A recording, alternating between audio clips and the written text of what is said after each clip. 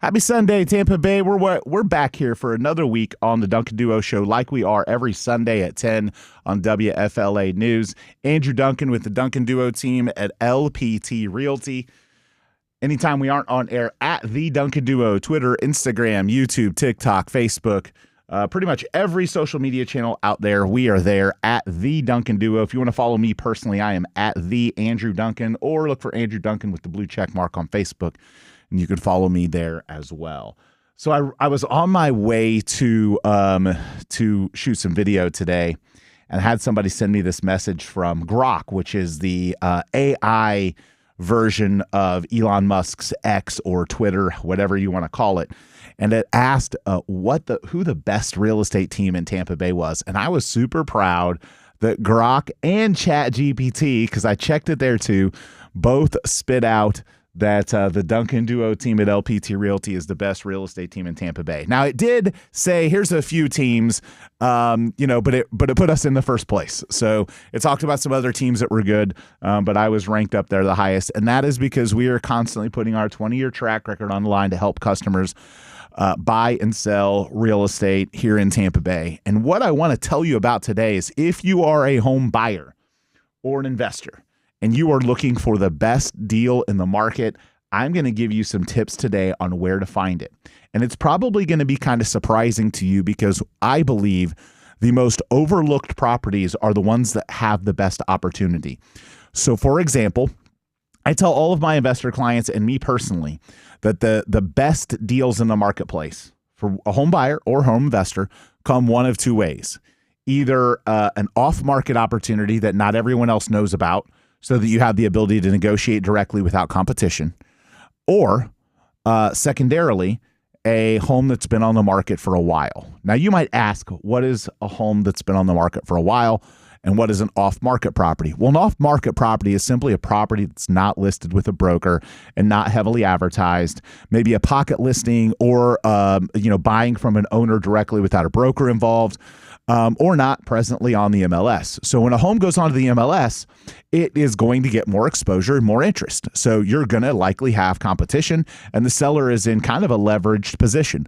So those off-market opportunities are some of the best opportunities because there isn't a broker on the other side, so that can essentially sometimes reduce some costs, but it also may give a buyer a better chance to get a better deal.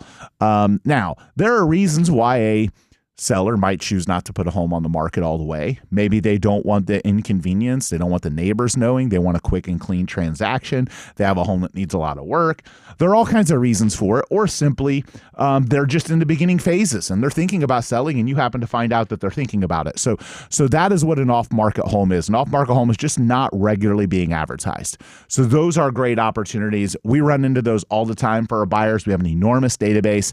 We comb that database all the time for people that use our website, and their activity on our website gives us clues into how likely they are to sell. AI helps us with some of that. It helps identify people that match data or demographics to make people think that they're likely to sell. But we bring those opportunities to our buyers all the time. So if you're working with an agent and that agent isn't bringing you off-market opportunities, you might have the wrong agent, because those are some of the best opportunities in the market.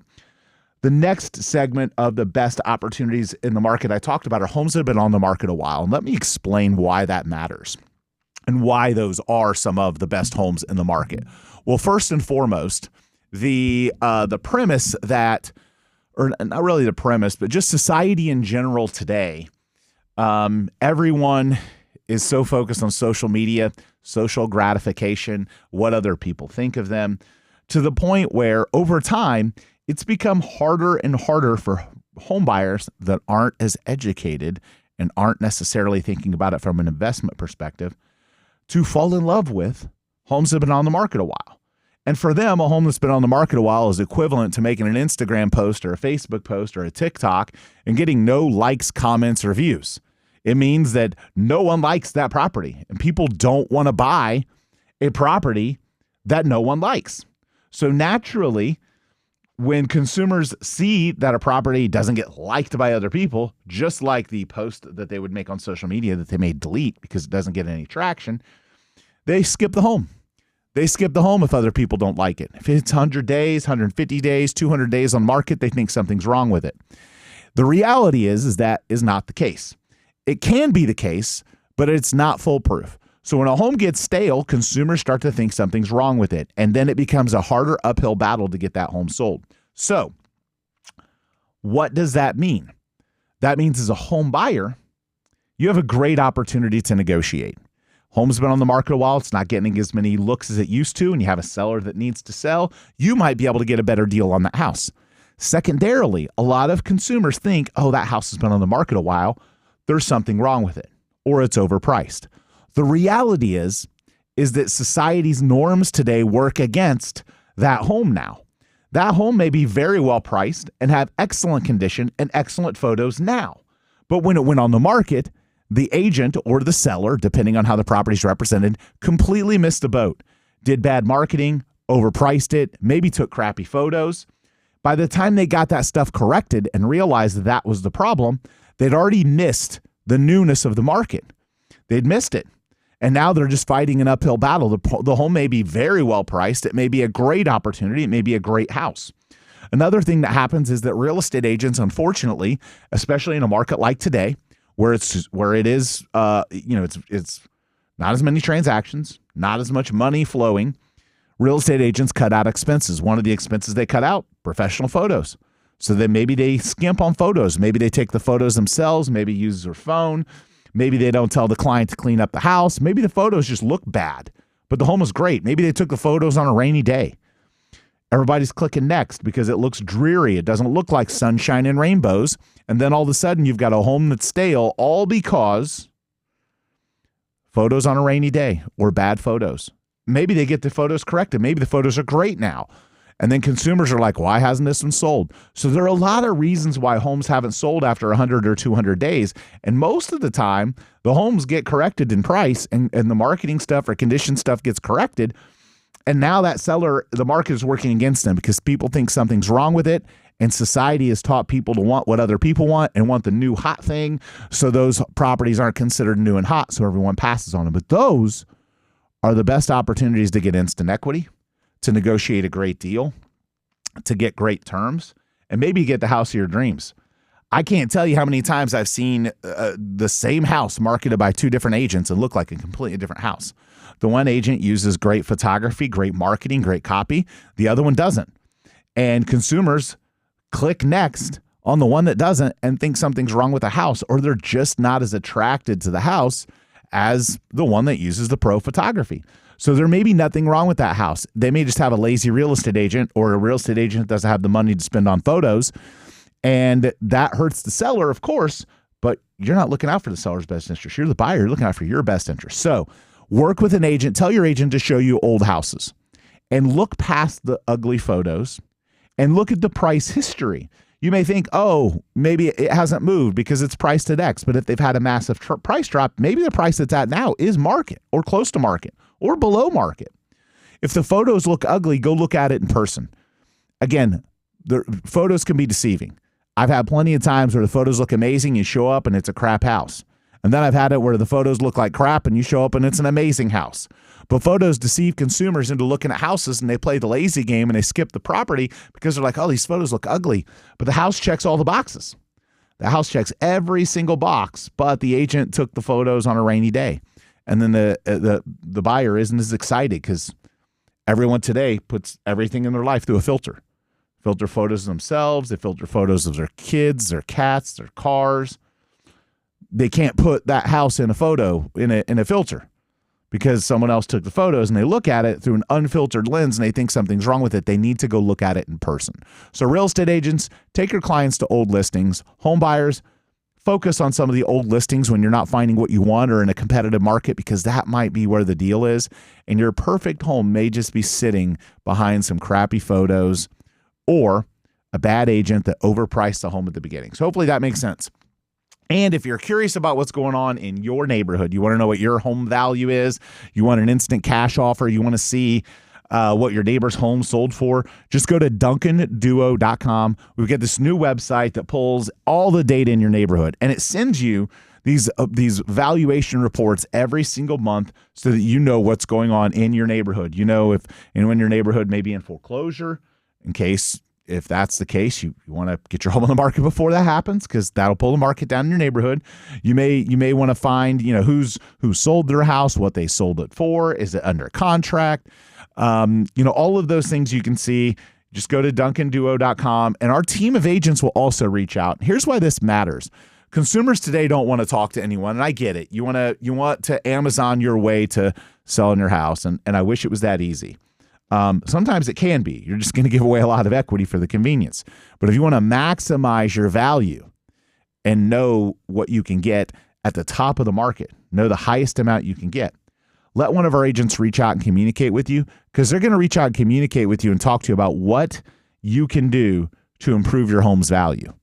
What have you done to improve your home's value? Maybe the automated estimate that shoots out your home value doesn't align with what you hope it's worth. And if that's the case, maybe something about your home isn't connecting with data. All of the online aggregators for home values pull only data. They don't know if you upgraded the kitchen, if you've never sold the home or never put it on the market. They don't know that you redid your pool. They don't know that you maybe even don't know that you did an addition or that your school district changed. So our agents will reach out to you and go through the data of your property and the condition and the features and make adjustments so you can really know what's going on with your specific home value. So if you want that kind of expertise, you want one of our top agents to reach out to you, walk you through the steps of how to understand the highest market value you can get, share the features and conditions, share the upgrades, as well as give you advice about what you might need to do. You just got to go again to duncanduo.com. Again, that is duncanduo.com. We're going to continue this conversation. We're going to talk more. We're going to talk about Tampa Bay real estate. Some exciting things happen in Tampa Bay after a quick break here on the Duncan Duo Show.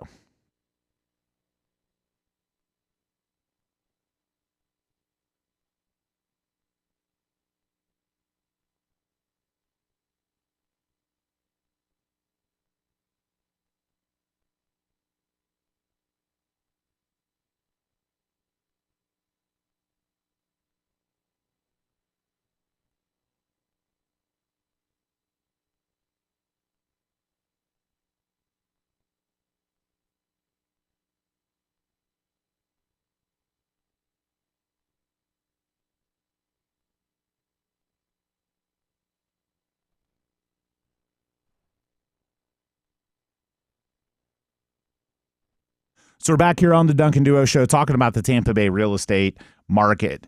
And, I've talked on the show before about some of the most common real estate scams.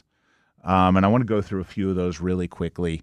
This is Andrew Duncan with the Duncan Duo team at LPT Realty. Anytime that you are looking to rent a property, there is a really common scam going on right now where scammers will take a property that's on the market for sale, that's not being advertised for rent. They will take those photos and they will post an ad on Facebook or on Craigslist and advertise a home that's for sale for rent, so that they can, again, people driving by will see that there's a sign out there. People may, have interest in renting that property. And usually, because they know they only have a small amount of time to capture and scam somebody before it gets reported to the seller or the broker or Facebook or Craigslist, they're going to have some ridiculously low rent number and some story to why they're going to rent you this house that would normally be $3,000 for $1,800 a month. If something looks too good to be true, it probably is. If you've paid attention to the rent market and you've seen somebody in a neighborhood advertising a house way below market. Look, people don't give away money. The only time people are ever renting properties below market are probably for friends or family members. If it's not that, then guess what? They're probably a scammer, okay? And here are a few ways you can protect yourself. Number one, you can try and get that person's name and information and look them up and see, are they actually a real estate agent? Number two, you can look up and see if they're the owner of the property. In Florida, all of our properties are listed on tax rolls. You can find out who the owner is. You can find out who the managing member of the entity is. Secondly, If they aren't any of those things, if they're not the owner, if they're not a licensed real estate agent, the likelihood is you're dealing with a scammer. The other thing that you can do is you can ask them for their driver's license. Okay. Any successful, legitimate property manager or real estate agent in Florida is going to be unafraid to share their driver's license with you if you're questioning their legitimacy. Now, they may want to block out their address because they don't want you to, to show up on their doorstep, but ask for those things. Try and do some due diligence. Try and confirm they work for a company they say they're working with, because what they intend to do is take you out to this property, tell you some ridiculous low number, then get you to sign a lease and put up a deposit, and then they're gone. Okay. That is a really common scam right now. So it's why I always recommend people do your due diligence, do your research, look up who the owner is, try and confirm the person's licensing ability, try and confirm that the property is legitimately working with a property manager. The next scam that's really common is wire fraud, and this happens in the purchase of a real estate of a home. When you go to buy a house, you are going to have to wire your down payment money, okay, or your escrow deposit.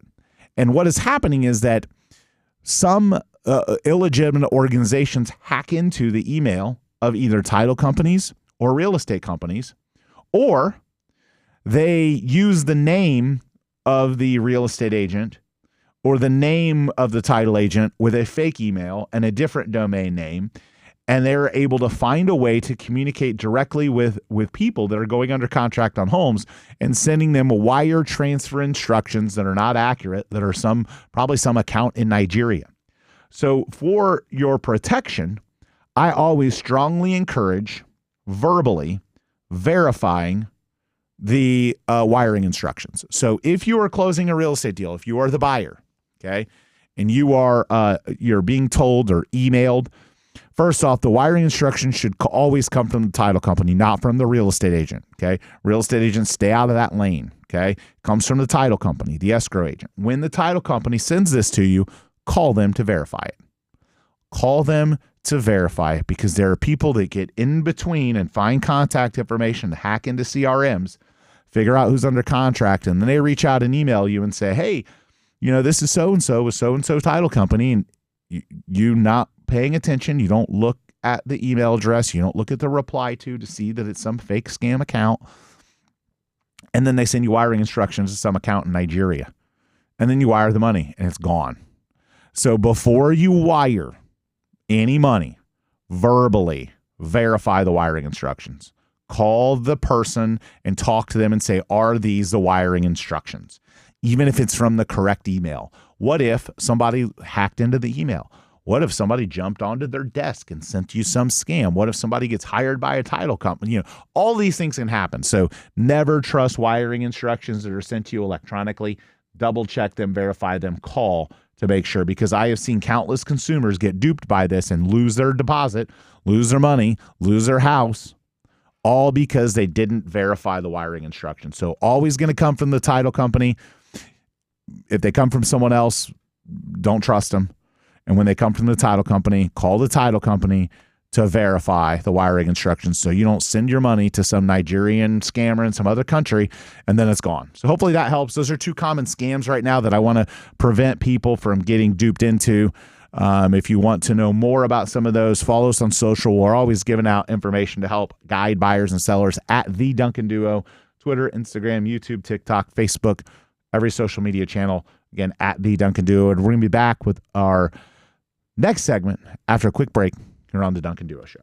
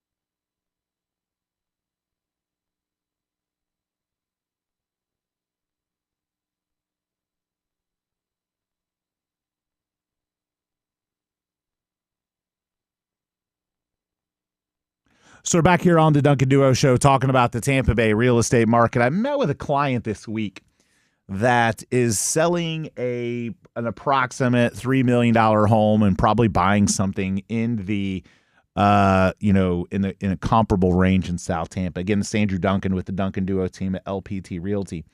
And so he was looking for feedback on kind of some steps and things to do. And I think this is probably a situation a lot of consumers are in right now because the drop in interest rates back a few years ago caused a frenzy of transactions. And now there's a lot of people kind of sitting tight and saying, I don't know if I want to sell. I don't want to give up my rate. I don't want to go out and buy something at a higher rate. I think there's a lot of people that are going to be surprised at what ends up happening with property tax reform. And I think if we do see some relief or abolishment of property taxes, that could substantially pop our market and lower payments to comparable numbers to where they were with 2%, 3%, and 4% interest rates. So I gave this client some advice because they were debating whether they wanted to renovate their home or sell it and move into another home. And they have the financial means to be able to do it all cash if they want to.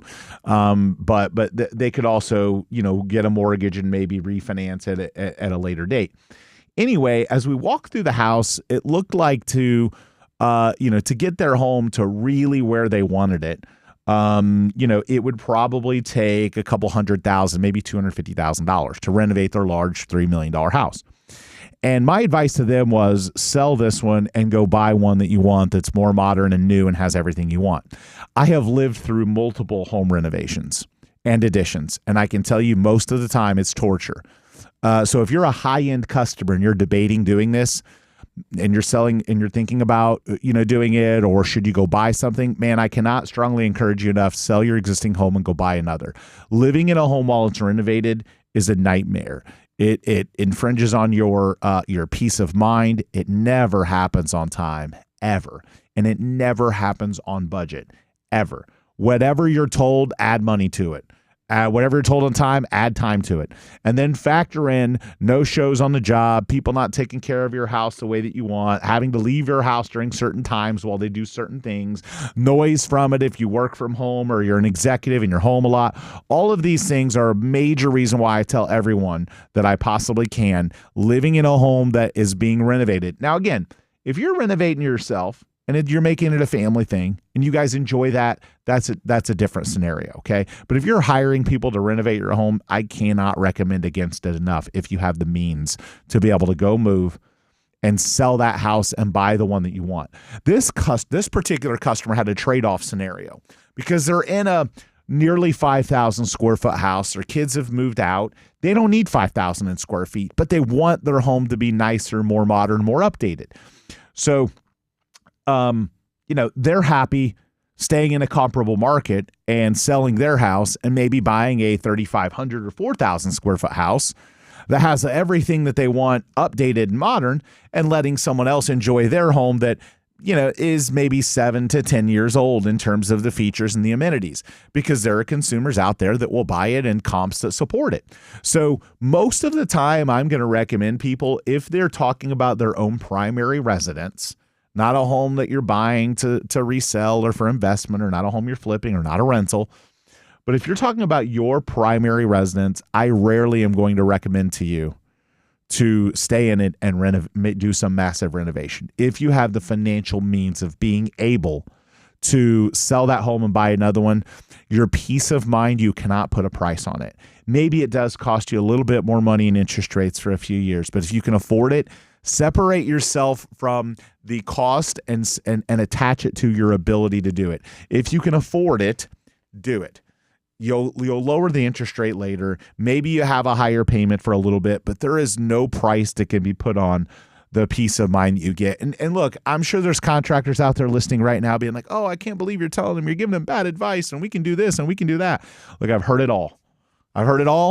And I've never seen it happen to where it's sunshine and rainbows getting your house renovated, okay? Don't blow smoke to somebody that's got the track record and the experience. If you are going to renovate your home and you have the ability to sell that home and buy another, strongly look at that as an option. I've seen nightmares. I've seen horror stories. I've seen people feel like they're tortured for months. I've seen people get divorced over home renovations, okay? So trust me when I tell you, if you have the ability, maybe it costs you a little bit more money, and you're in a high-end home, strongly consider the idea that you sell your existing and you buy one that has all the things that you want, that's new, that's, all that's perfect, right? Versus trying to patch up all the things because it's going to. The other thing I've seen happen is they start tearing stuff up and they find more stuff. And then they find more stuff. Look, contractors are in business for a reason. So am I. Of course, I'm giving you advice that is in my best interest, but I'm also giving you advice that as a consumer, I've lived through it. I've lived through the renovations. And I'm someone who has access to a lot of contractors. Okay. I do. And I can just tell you, it's a bad idea. It is a really bad idea unless you have the ability to go and live somewhere else and move while the renovations are done. And this specific customer had talked about a home that they lived in prior, and they had a kitchen renovation.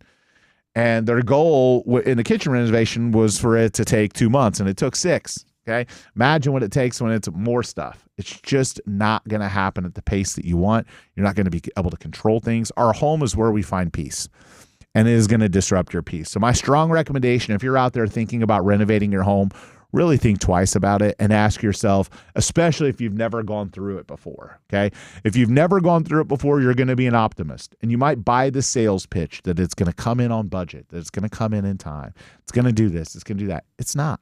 Most of the time, it's not. And if it does happen, and it is on budget, and it is on time, and it is amazing, and you can't wait to sing the praises, and every day the contractors were in your house, you enjoyed them being there, then please send me that contractor's information, because I would love to hire them. That sounds like a unicorn fairy tale. So my advice, sell the house, buy another. So again, you're listening to the Duncan Duo Real Estate Show here on WFLA News, and we aren't on air at the Duncan Duo, Twitter, Instagram, YouTube, Facebook, pretty much every single social media out there at the Duncan Duo. And then me personally, I am at the Andrew Duncan. Told my team this week, reminder, we are approaching hurricane season. Man, it just doesn't seem real. It doesn't seem like it is here already, but it is close. If you're someone that lives in a home that is in a flood zone, you should make sure that you have your flood insurance and everything is good. If you live in a home and you're not in a flood zone, guess what? I don't care what FEMA says. You're in a flood zone. Okay? We're a peninsula. Tampa Bay is a peninsula. The whole thing's a flood zone. Okay? Don't listen to what FEMA says, what a flood zone is. Okay? Don't pay attention to ABC. Get flood insurance. Okay? The majority of people that had damage during the last set of storms were in non-flood zones because the government decides and runs FEMA and picks flood zone based only on the elevation of the house. And that is the most flawed logic possible to determine how likely your house is to flood. Flood insurance is not determined by how often your house floods. It's not determined by the drainage in an area, the proximity to water, the likelihood of a house flooding. Purely the elevation. That's it. It's the only thing that matters. And I can tell you that any insurance that factors in and puts so much emphasis on only one variable is very, very flawed. Okay. So if you own a home, if you're buying a home in Tampa Bay, get flood insurance. It is great peace of mind. If you're not in a flood zone, it's really cheap. And I can tell you the number of people that I deal with on a daily basis still today that have damage and flood from storms, from the last set of storms, that did not have flood insurance and weren't in flood zones. It's astronomical. So I can't encourage people enough to look at getting flood insurance, even if you're not in a quote unquote flood zone or your lender doesn't require it. Your lender is protecting themselves. Okay. They have other insurance. They're not protecting you. Okay. Protecting you is get insurance, get flood insurance. Okay. I'll say it over and over and over again. The only people that should not get flood insurance are people whose land value is so massively high that even if the house got demolished, the person wouldn't lose money. Those people, okay, maybe they don't get flood insurance. Everyone else should have it. If you don't have it, you're just asking for trouble. You're going to be the next statistic. Look at Katrina, look at Helene, look at Milton, look at all the storms we've had and the areas that got hit and the massive amount of people that had their homes flooded from rain, even not even from the ocean. that didn't have flood insurance and the billions of dollars in damage. Do not rely on the federal government to tell you whether you should or shouldn't have insurance. They have no idea what they're doing. It's a joke. It's laughable. I mean, if you look at the statistics and see how many people that are not in flood zones that flood every year, it's hilarious. So get flood insurance. I can't say it enough. If you're thinking about selling your house, look, I want to talk to you about cash offers, okay? There are a lot of people out there that will say, hey, I will give you a cash offer, okay? There are other people who will say, we'll give you a cash offer if your home doesn't sell. We do that as well. But I want you to understand that if someone's going to buy your house for a cash offer, you need to look at two things. One, you need to look at the opportunity cost. What is that convenience worth to you? How much of your equity are you leaving on the table? Because nobody is giving you a free ride. There's no such thing as a free lunch. No one's buying your house for full market value. They're buying your house so they can make money. So they can turn around and either rent or sell your house. They want some equity if they're going to buy your house cash before anyone puts it on the market, okay? Again, it's a fairy tale to think that somebody with a cash offer is going to come in and give you what you think the house is worth. I want $300 for my $300,000 house, and I want it cash. Not happening, okay? No one's doing that today. Just not the market for it. So you're going to have to give up something if you take a cash offer. You're going to have to give up some equity, some terms, something, okay? Now, what we do is we'll give you both options. We'll say, hey, look, if we sell traditional, here's what we think you can get. If we buy cash, here's what's going to happen. And to each their own. Some people will take the cash and be okay with a little loss of equity. Some people want maximum dollars. You've got to decide what's more important to you. Do you want the most amount of money or the maximum convenience? Because you really can't have both. It's just not realistic. So if you want a cash offer or you want to go traditional or you just want to know your home value, hit up DuncanDuo.com. Again, that is DuncanDuo.com. Really quick, easy to use form. DuncanDuo.com. You can also text us 813-359-8990. Again, that's 813-359-8990, and we can send you the information that way as well.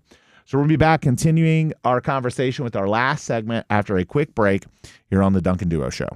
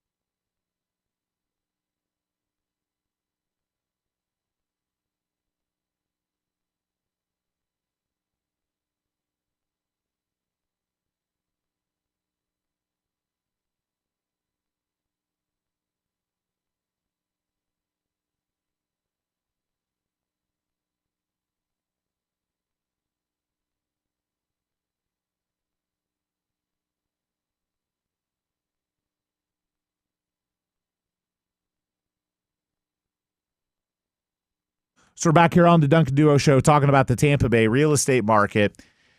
Saw a statistic this week. This is Andrew Duncan with the Duncan Duo at LPT Realty. It's no secret that our real estate market is not as strong as it was a couple of years ago.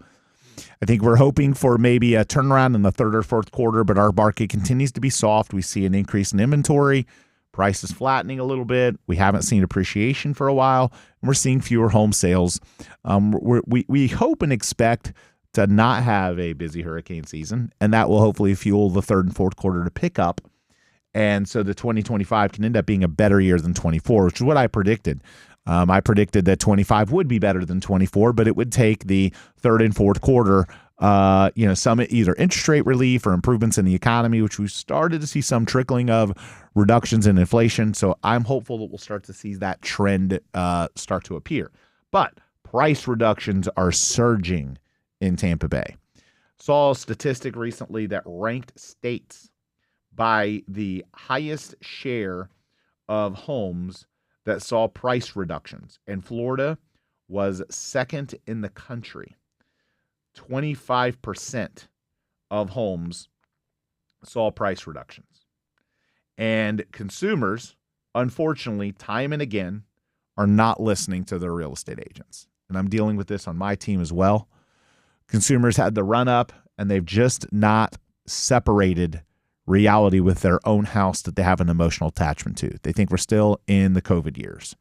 So they want to price it high and then lower the price when it doesn't sell at the price that they want, because the price that they want is unicorn fairy tale fantasy land. Unicorn fairy tale fantasy land is over. Unicorn fairy tale fantasy land was COVID, when prices were dramatically rising 30% a year. It's gone. Okay. You can't overprice your house anymore. You missed it. You missed the market for that to happen. Okay. If you go in and overprice your home now, by the time you reduce the price is going to be lower than what you reduced it to, and you're just going to chase the market. And then you're eventually going to be a stale listing, like there are a lot of people on the market. Okay. And then when you're a stale listing, most of the market, even though I give the advice that is different than that, not everybody listens. Most of the market's going to skip next. They're going to click next. They're going to go to the next house. They're going to miss yours. 25% of homes had to reduce their price. And guess what? Would have happened if those 25% of homes didn't reduce their price and just listed the price that they reduced it to at the beginning. A lot of those homes would have sold. If you're thinking in your mind, home sellers, listen to me here, okay? If you're thinking in your mind, well, let's put it on the market and then we'll reduce if it doesn't work, you are setting yourself up for failure. You are. You are setting yourself up for failure. If you're going to put your house on the market at a number that you think the market really won't even support, which is the whole reason why in your mind you're thinking, well, if it doesn't move, we'll reduce it. Just reduce it. Get it down. Make it competitive. Your best chance to get an offer right now is the first month. If you overprice your house and then by the second or third month you're upset at your realtor, all because you sold them on the idea that your house should be priced higher, even though they told you otherwise.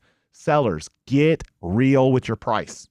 If you're one of those 25% of people that have to reduce your price, you're setting yourself up for failure. The likelihood is your home may not sell.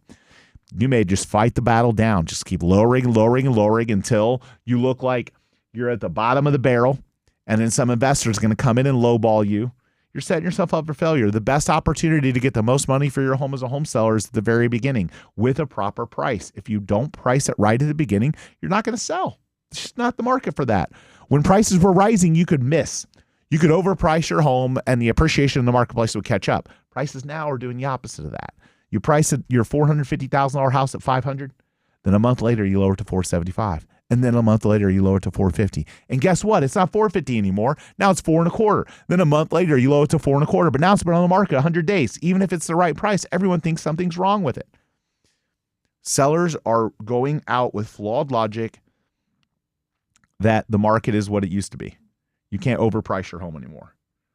If you have to price your home and reduce it, the chances of your home not selling rise dramatically. Your best chance to get the most amount of money out of your house is to negotiate up, not to negotiate down. You got a house that is worth $450,000, price it below $450,000, price it at $430,000. Get a bidding war. Your chance to get $450,000 is much greater going that path than it is by pricing at $500,000 and everyone's skipping on you. The game has changed.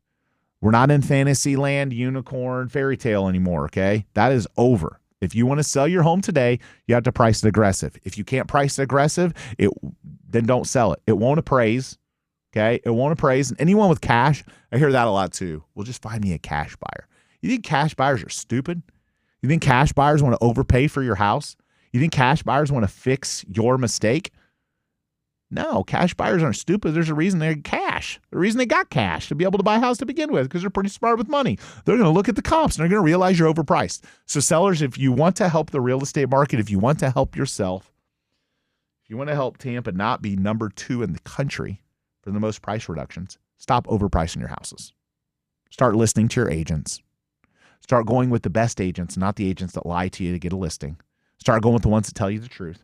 We just had one not long ago. House is worth 1.5 on a best day. The guy puts it on the market for like 185. Just keeps lowering it. been on the market over 100 days. They just keep lowering. I think they're down to like 1.6 or 1.5. And eventually they're going to get to the right price. They're going to have eaten through months and months of mortgage payments and are going to get lowballed because the consumer is going to look at it and say, what's wrong with this house for it to be on the market so long? If you want to sell your home in today's market, get to the right price and be aggressive with it. If you're not going to do that, your house isn't going to sell. All right, that's all my podium speech about home sellers overpricing their homes today. Thanks so much for tuning in. Hit up DuncanDuo.com if you want an aggressive agent that's going to price your home to sell and tell you the truth. Go to DuncanDuo.com and have an awesome rest of your weekend, Tampa Bay.